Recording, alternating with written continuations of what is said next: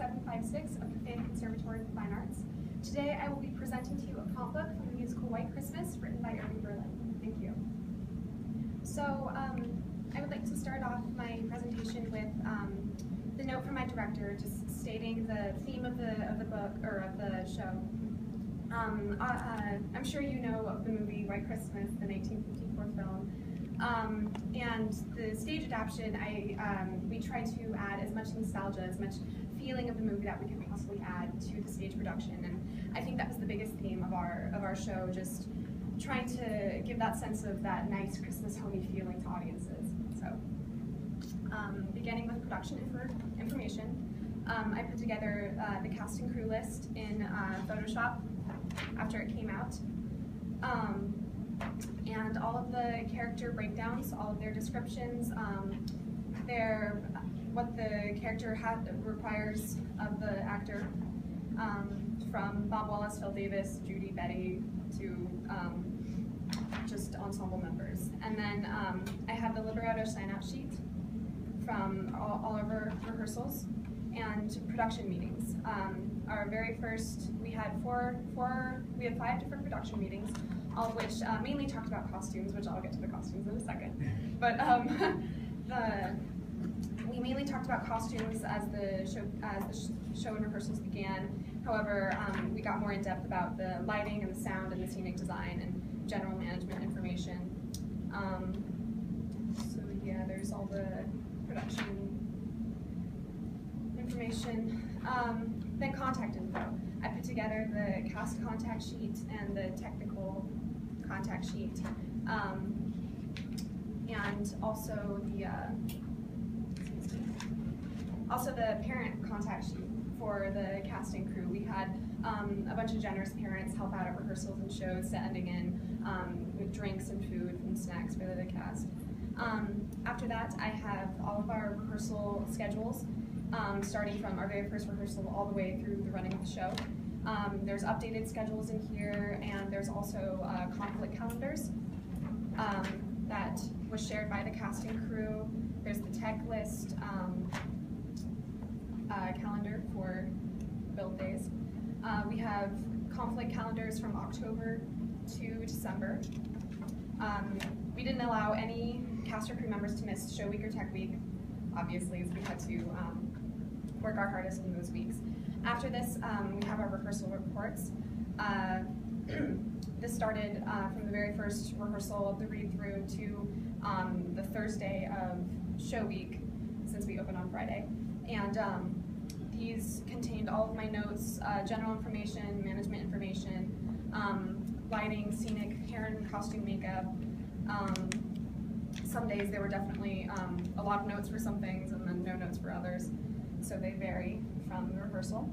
After this, I have all of my blocking of the show, including dances, starting from the beginning to the end, definitely. This is actually my very first time doing this type of blocking. I usually just key block in my script, so this was very, very different for me, but I think I tackled this challenge very well. Then after, I have all the scenic inspirations and designs. My director drew out all of the designs, and I photocopied them and put them together in this template. So we have inspirations for the dressing rooms, and then the back room at Jimmy's, which is a club that they perform at. We have the train scene that doubled as the lodge for the Columbia Inn. We have concept pieces. There's the front desk of the Columbia Inn. We had two pieces of, one was a Broadway building, and the other was a lodge exterior. So there's all of our concepts. There's Jimmy's. Next, I have my stage and fly section. I put all of the set and fly assignments, who moves what, fly-wise and set-wise, starting from every single scene. I put together an action chart containing all the characters, their first names here, and then their character names on this side. The scenes are going across there, and it just who's in which scene for the entire show. And then my assistant stage managers and I put together this, make it better so you can see, put together this transition chart for every single scene on what set pieces and what happens. This goes through every single scene and every single transition. It even contains where set pieces are located in backstage. This is our hallway, these are our wings. That's stage left, that's stage right.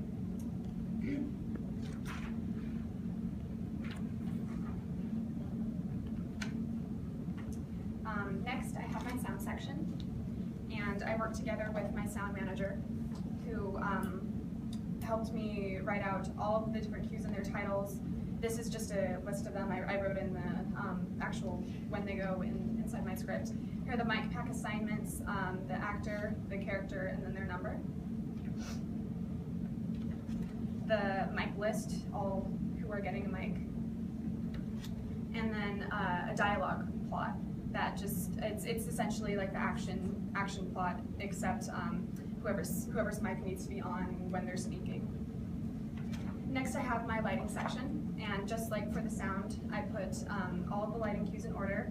And I think the most interesting thing about this show, technically, we had more than 80 lighting cues, which for me personally is the most I've ever had to manage for a show. I put a copy of the circuit plot and color plot for our show. There were many copies of this that we worked with and tried to play with for lights. Next, we have our prop section. This lists all of the props from beginning to the end of the show, and who carries them on and when. And then getting to the biggest part is the costume and hair and makeup section. White Christmas had more than 200 costumes, and it was huge to manage. Our costume manager was brilliant. There were so many alterations that we had to do, and so many add-ons for characters, and it contains all the characters and which scenes they appear in, what they wear, when they wear it. And here we have a wig and hair plot, and again the character and the actor name, what scene it is, and what they are wearing. And I continue to show that. After this, I have my breakdown section. This is where I put sound and lights together. So I put it scene by scene and when they actually do appear. I combined sound and lights because I felt like that was a pretty easy thing to put together logically. And then continuing on that, also I put together a set and fly breakdown, which this differs from the assignment breakdown because this just shows when they what side they come on from, when they come on in the scene, and then obviously what piece and what draw comes on. And then I have my actual script, which I know traditionally you have your prompt book and then you have your call script. However, I felt more comfortable combining it. But so over here I have my key blocking. I labeled it A and B and put it into the script in which that action is carried out. I put my cues over here. I put presets and pre-show for lighting and set. I called lights, sound, and all the on-deck things.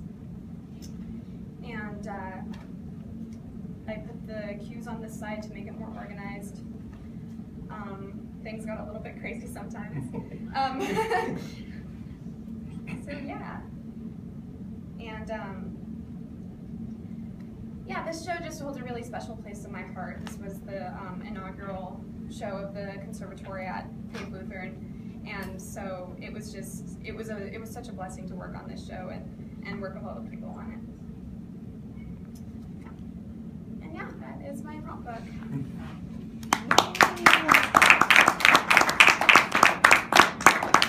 If you have any questions, I'll be happy to answer them. Do you want to? Yeah. Her time is 9. There was 80 what? I think exact number was around 83. Was it making on Rock of Ages, our final electrics queue is 1,400. Yeah, oh no, I understand there's much more discussion, but just me personally, we usually only have around 60. That's why I wasn't making, when you said that, I was just like, oh, I think. Oh, no, that's really good. We had a lot of manual things that we had to do for grandmasters.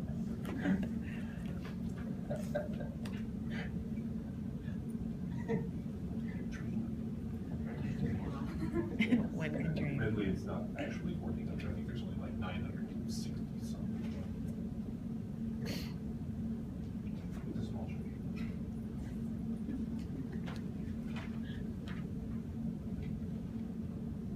Did you consider color coding your cues? Once you have a final call book, that might be something easier for you so you can see lighting and sound separately, so it's not just all great pencil. Okay, thank you.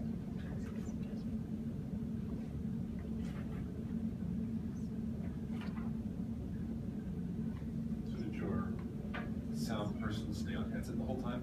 Yes, we had stage right and left assistant stage managers and fly room manager also on stage live on headset. We had our lights manager and then sound manager on headset as well. And then we You actually got your sound guys stay on headset. That's impressive. Most sound guys, as soon as the show starts, they can say themselves. They can listen. So. Did you use live music or can't? Can't. There's no chance. Was there two separate people mixing versus playback? Or is it Yes, more- we had a playback sound manager and then the actual board was mixing. Yes. Well, no, they both had comms, so yeah. They have them where they're not doing hearing. I use sound outside of that, so. Oh, okay. And with our show, we have technically, since we use live music, we've got the conductor who does not wear it, but it's on stage. But then you've got a backstage and in front of house mixers, because the live band can throw mix.